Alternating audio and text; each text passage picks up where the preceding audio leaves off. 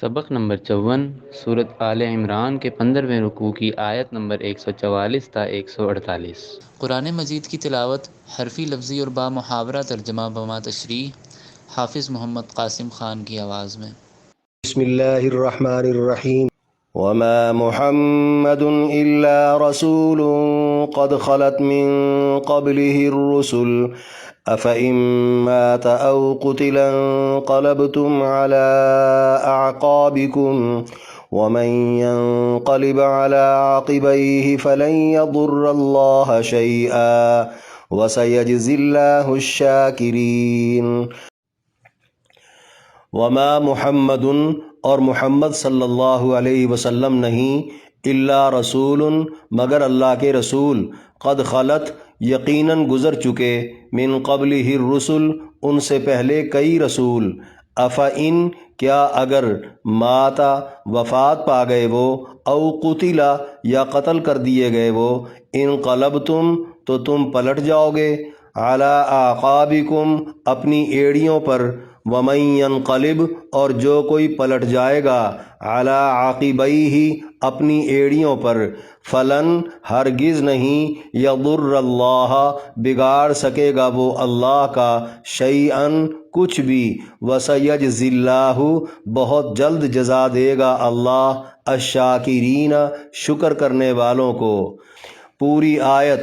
اور محمد صلی اللہ علیہ وسلم نہیں مگر اللہ کے رسول، ان سے پہلے بھی کئی رسول ہو گزرے۔ کیا اگر آپ فوت ہو گئے یا شہید کر دیے گئے تو تم الٹے پاؤں پھر جاؤ گے؟ اور جو کوئی اپنے الٹے پاؤں پھرے گا وہ اللہ کا کچھ بھی نقصان نہیں کر پائے گا، اللہ بہت جلد شکر کرنے والوں کو جزا دے گا۔ وما كان لنفس ان تموت الا باذن الله كتابا مؤجلا ومن يرد ثواب الدنيا نؤته منها ومن يرد ثواب الآخرة نؤته منها وسنجزي الشاكرين۔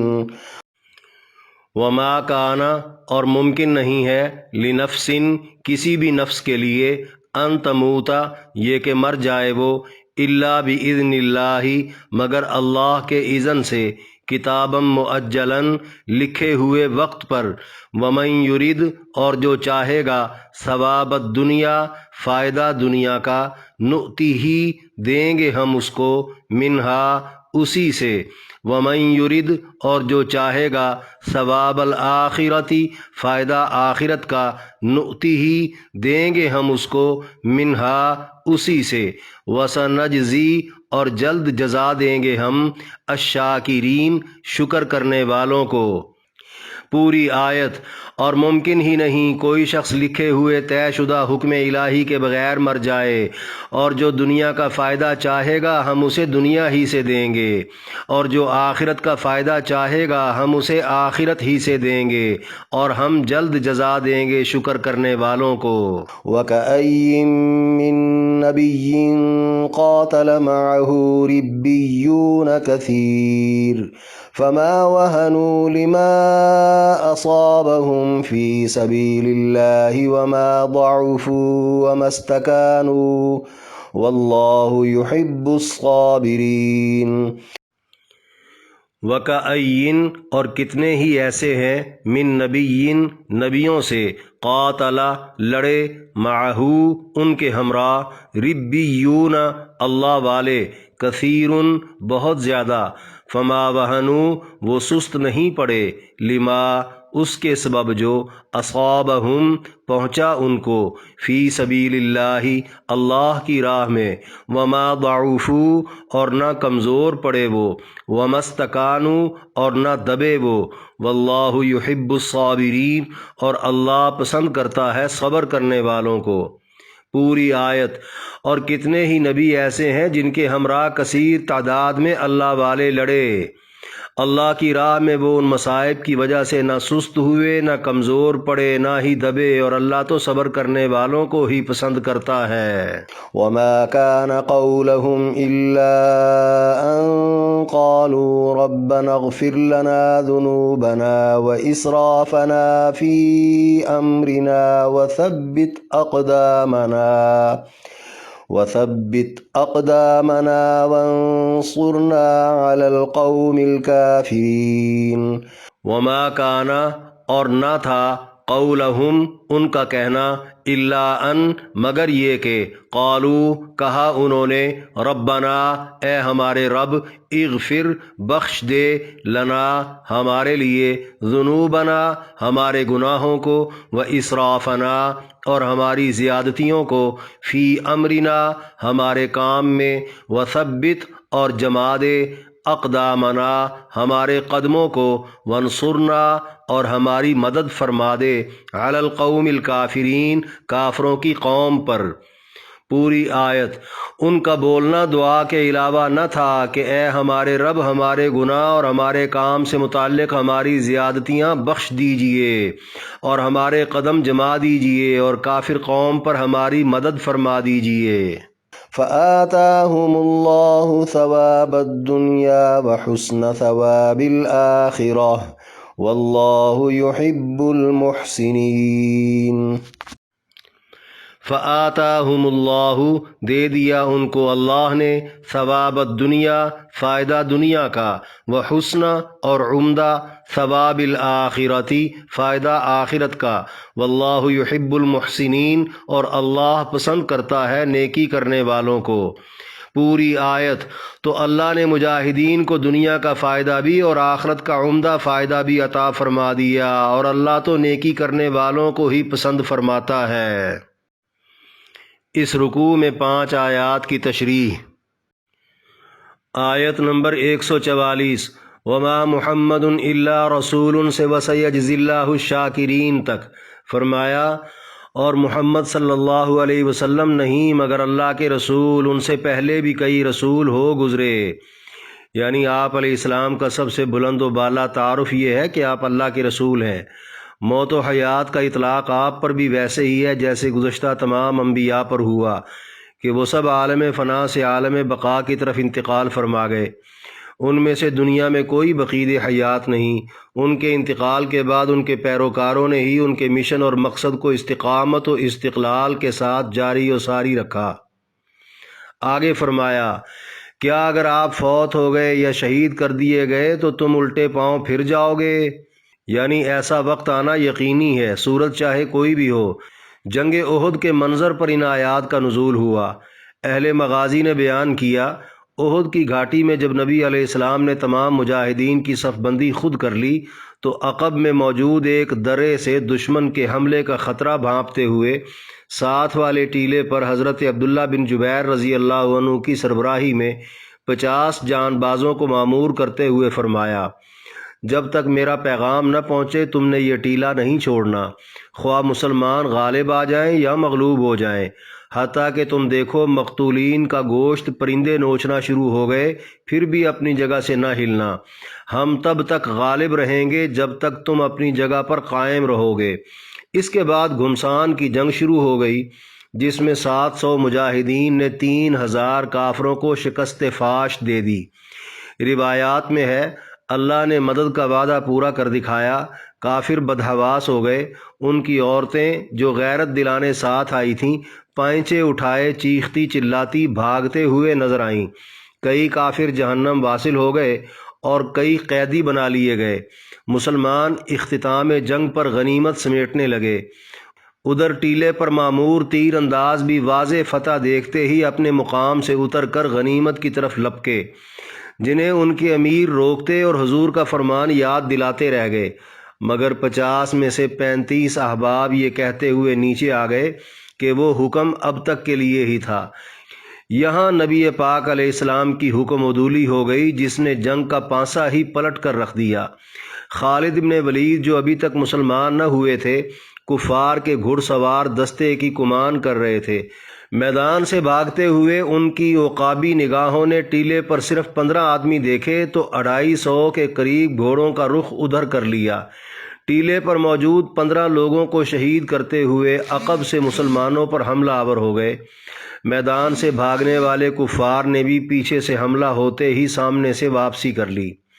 اس طرح اچانک حملے سے درمیان میں گھر کر 70 مسلمان شہید ہو گئے، سامان غنیمت بھی گیا، قیدی بھی چھوٹ گئے۔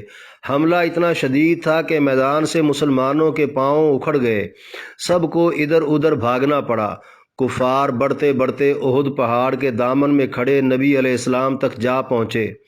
بیہقی نے بروایت مقداد رضی اللہ عنہ نقل کیا ہے، قسم ہے اس ذات کی جس نے حضور کو حق دے کر بھیجا، آپ علیہ السلام اپنی جگہ سے ایک بالشت بھی پیچھے نہ ہٹے، دشمن کے سامنے مقابلہ کرتے، کمان سے تیر پھینکتے اور پتھر مارتے رہے۔ آپ کے ارد گرد صرف 15 صحابی جم کر کھڑے رہے جو حضور سے کفار کو دفع کرتے رہے۔ فرماتے ہیں حضور کے چہرہ انور پر تلوار کے 70 زخم آ چکے تھے، مگر اللہ نے آپ کی حفاظت فرمائی، کوئی زخم گہرا نہ تھا۔ عتبہ بن وقاص نامی ایک کافر نے حضور علیہ السلام کی طرف 4 پتھر پھینکے، جن میں سے ایک پتھر سے آپ علیہ السلام کا آگے سے نچلا دانت ٹوٹ گیا۔ حاطب بن ابی بلتہ نے بدبخت عتبہ کا سر قلم کر کے حضور کے آگے پیش کیا، حضور خوش ہوئے اور حاطب کو دعا دی۔ اس کے بعد ابن قیمہ کافر حضور کے قتل کے ارادہ سے آگے بڑھا، حملہ کیا، پتھر مارے، جس سے حضور کے سر پر چوٹ آ گئی۔ لوہے کے خود کی 2 کڑیاں رخسار مبارک میں دھنس گئیں، حضور کھائی میں گر گئے۔ حضرت مصعب بن عمیر حضور علیہ السلام کی مدافعت کرتے ہوئے شہید ہو گئے۔ ابن قیمہ نے بآواز بلند کہہ دیا، محمد مار دیے گئے۔ بس اس افواہ سے مسلمانوں کی جیسے جان ہی نکل گئی ہو، دنیا ہی اندھیر ہو گئی ہو۔ سب منتشر تو پہلے ہی تھے، یکا یک دلوں میں برے برے خیالات نے گھر کر لیا۔ کچھ نے سوچا سارا مقصد ہی فوت ہو گیا، مشن ہی ختم ہو گیا، اب تو لڑنے بھیڑنے کا فائدہ ہی کوئی نہیں۔ کچھ نے کہنا شروع کر دیا کفار سے امان مانگ لینی چاہیے۔ کچھ بولے عبداللہ بن ابی رئیس المنافقین کے پاس چلتے ہیں، وہ کوئی حل نکالے گا۔ بعض کچے ذہنوں کو منافق پرانے دین پر واپسی کے مشورے دینے لگے۔ یہ سب باتیں سن کر انس بن مالک رضی اللہ عنہ کے چچا انس بن نضر رضی اللہ عنہ بڑے جوش سے بولے، مسلمانوں، اگر محمد صلی اللہ علیہ وسلم مار دیے گئے ہیں تو رب محمد تو نہیں مارا گیا۔ تم نے رسول اللہ کے بعد زندہ رہ کر اب کرنا بھی کیا ہے؟ جس کام پر آپ لڑے تم بھی لڑو، آپ نے جس مقصد پر جان دی تم بھی اسی مقصد پر مر جاؤ۔ پھر بولے، یا اللہ، میں مسلمانوں کی ان تمام کمزوریوں پر تجھ سے معذرت چاہتا ہوں، منافقین کے مشوروں سے بیزاری کا اظہار کرتا ہوں۔ یہ کہتے اور لڑتے ہوئے وہ بھی شہید ہو گئے۔ بحوالہ تفسیر معالم التنزیل، اسی اثناء میں نبی علیہ السلام نے چٹان پر چڑھ کر مسلمانوں کو پکارا، مسلمانوں نے آواز پہچان لی، سب کی جان میں جان آئی، رفتہ رفتہ سب جمع ہونے لگے۔ نبی علیہ السلام کے سخت سست کہنے پر سب اظہار محبت و عقیدت کرتے ہوئے آپ پر جانیں نچھاور کرنے لگے۔ کافروں کی طرف سے زوردار آواز آئی، کیا تم میں محمد زندہ ہے؟ نبی علیہ السلام نے جواب دینے سے منع فرما دیا۔ پھر آواز آئی، کیا تم میں ابو بکر زندہ ہے؟ پھر آواز آئی، کیا تم میں عمر زندہ ہے؟ کوئی بھی جواب نہ ملنے پر کفار نے نعرہ لگا دیا، اعلو الحبل، حبل بلند ہو۔ یہ حبل سب سے بڑا بت تھا جو حضرت آدم کے بیٹے حضرت حابیل کی شکل پر بنایا گیا تھا۔ نبی علیہ السلام نے حضرت عمر کو فرمایا، تم بھی اب جواب دو۔ پوچھا کیا جواب دوں؟ آپ نے فرمایا، کہو اللہ اعلی و اجل۔ کافروں کی طرف سے پھر ایک نعرہ لگا، لنا عزا ولا عزا لکم، یعنی ہمارے لیے عزا کی مدد ہے، تمہارے لیے کوئی عزا نہیں۔ عزا ان کا دوسرا بت تھا۔ اللہ کے نبی نے فرمایا، عمر اس کا بھی جواب دو۔ عرض کیا کیا جواب دوں؟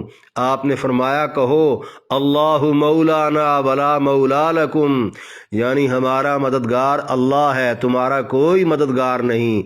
آیت میں بتا دیا گیا اللہ کا دین اہم ہے، یہ رہتی دنیا تک باقی رہے گا۔ نبی کے مشن کو آگے انہی کے تیار کردہ امتی یکے بعد دیگرے لے کر چلتے رہیں گے۔ انبیاء کی وفات سے یہ سلسلے ختم نہیں ہو جایا کرتے۔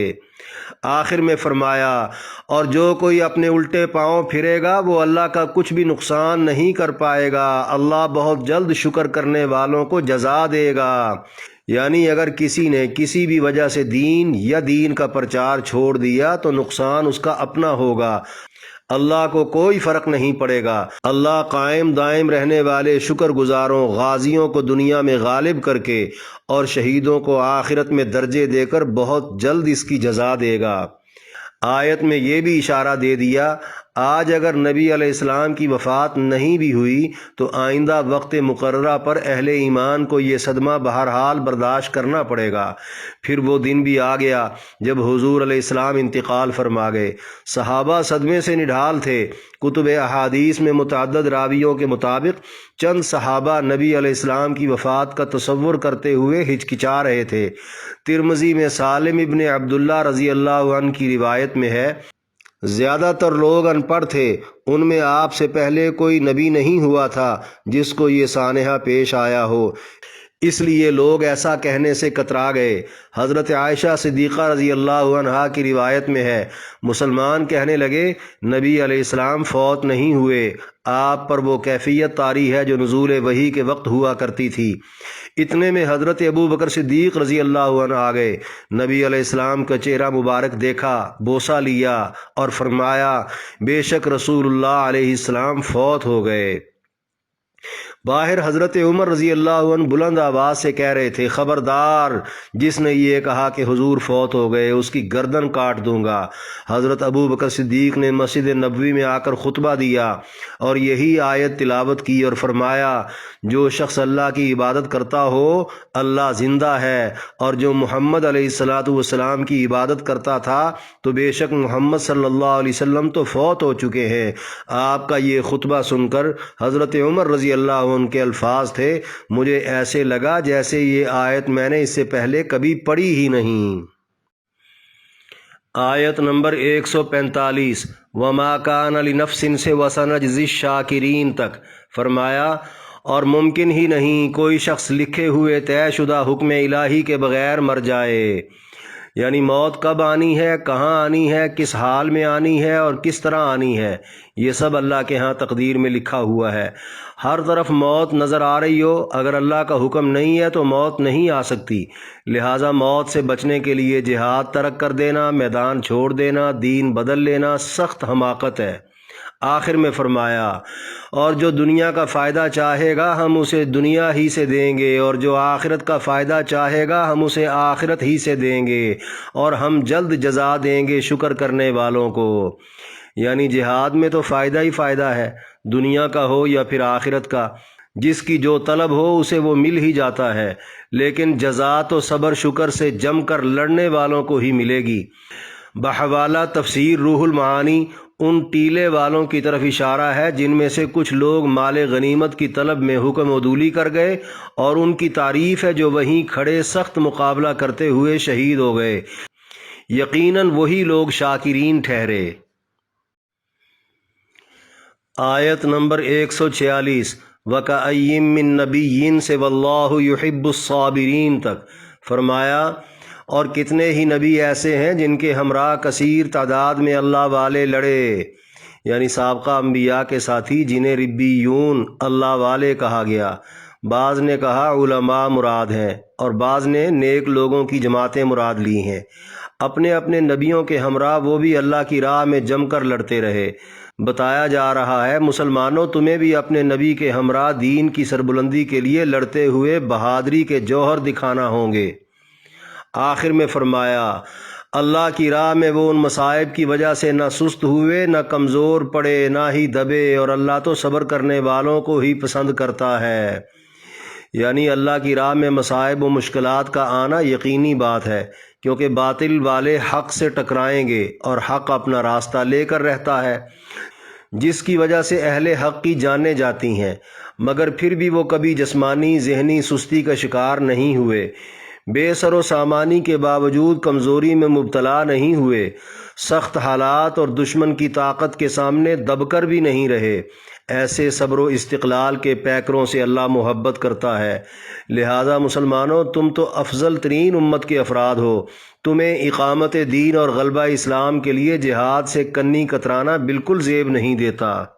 آیت نمبر 147 وما کان قولہم سے وانصرنا علی القوم الکافرین تک فرمایا ان کا بولنا دعا کے علاوہ نہ تھا کہ اے ہمارے رب ہمارے گناہ اور ہمارے کام سے متعلق ہماری زیادتیاں بخش دیجئے اور ہمارے قدم جما دیجئے اور کافر قوم پر ہماری مدد فرما دیجئے۔ یعنی سابقہ نبیوں کے ساتھی اپنے نبیوں کے ہمراہ جہاد میں شریک بھی ہوتے تھے اور ڈرتے بھی رہتے تھے کہ جہاد کرتے ہوئے نیت و کردار کی کوئی غلطی یا زیادتی سرزد نہ ہو جائے، کیونکہ مصیبت کے آنے کا سبب زیادہ تر مجاہدین کی اپنی کوتاہیاں ہی ہوتی ہیں، اور یہ دعویٰ بھی نہیں کہ انسانوں سے غلطی نہ ہو۔ پریشانی اگر آ بھی جاتی تو وہ مخلوق کی بجائے اللہ کی طرف رجوع کرتے اور مدد مانگتے۔ لہٰذا جنگ احد میں ہونے والی بے اعتدالیوں سے اور سابقہ مجاہدین کے کردار سے سیکھ کر مسلمانوں کو آئندہ سنبھل جانا چاہیے۔